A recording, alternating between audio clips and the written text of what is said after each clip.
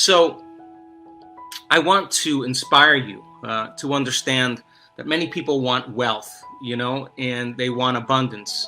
But if they were to see a video of themselves all day long, if they saw a video of one day of how they were living, and they understood that their personality creates their personal reality, and that person was living in lack and living in frustration, living in the emotions of the past, that is not a person who is abundant. That we generate abundance. That's what we do. We generate it. It's an energy. And then we study abundant people. We study masters. We study people that have done it. And you'll see that they failed numerous times. You'll see that they had a lot of trials. They had a lot of betrayals. They had a lot of loss. It never stopped them from their vision. And when they felt so worthy and so abundant that they had all their needs met, they felt so whole that it was no longer about their abundance. It was about who they became. When the abundance finally did come, they wound up giving it away anyway because they knew how to create abundance. And it's not a simple 1, 2, 3 process. It's a constant state of change. It's a constant practice.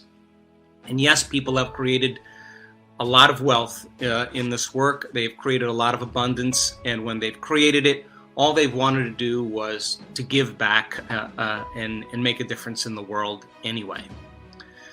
So, our model is to take philosophy and to initiate it and to begin to master it.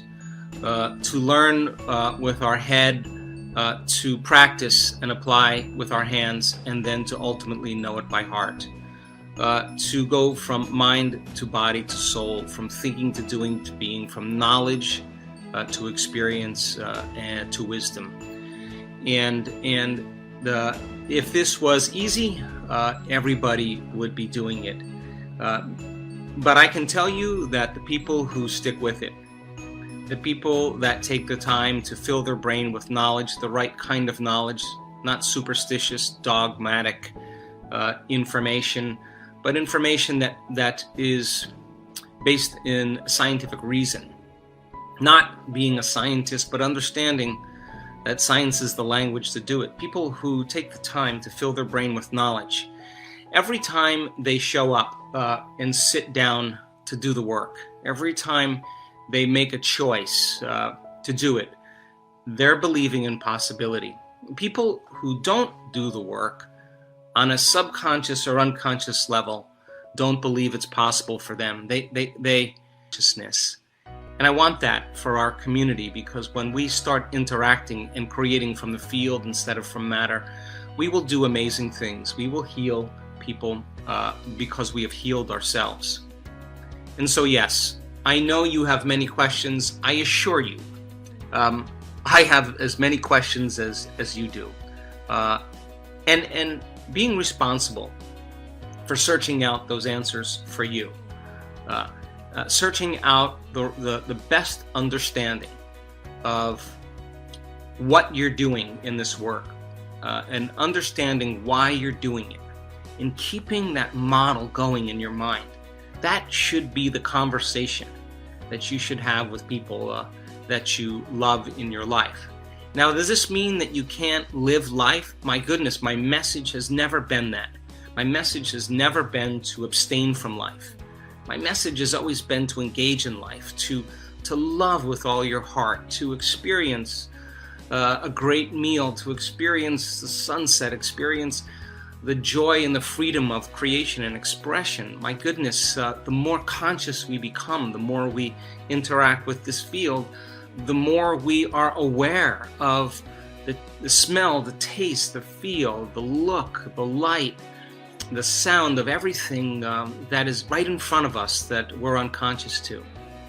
And so I wanted to spend a little time with all of you and inspire you to unify as a community, to connect with one another in the highest form, to support one another on this wonderful platform for the greatest good, to give one another the proper information. if I see a person asking, why does Dr. Joe do his meditations at 4 in the morning, or what is the reason for it, the answer is you can find that in the books that I write. I mean, you can find that answer. It makes sense. I'm not doing it just because I want to get up at 4 in the morning. It's just because I want a mystical experience, and there's brain chemistry to support that. So I want you to become fluent in this model. I want you to understand that it's not enough to know. It's important for us to know how. And I have had dry spells in my own evolution and my own journey, sometimes for over a year.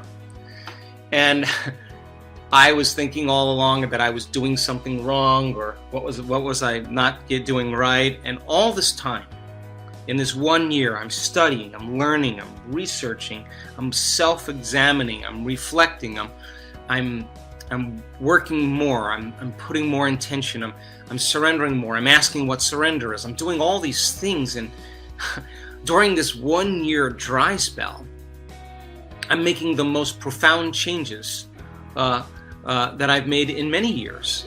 And so just because you're creating and things don't appear in your life, you think you're doing something wrong. You're not doing anything wrong. It's a process of discovery.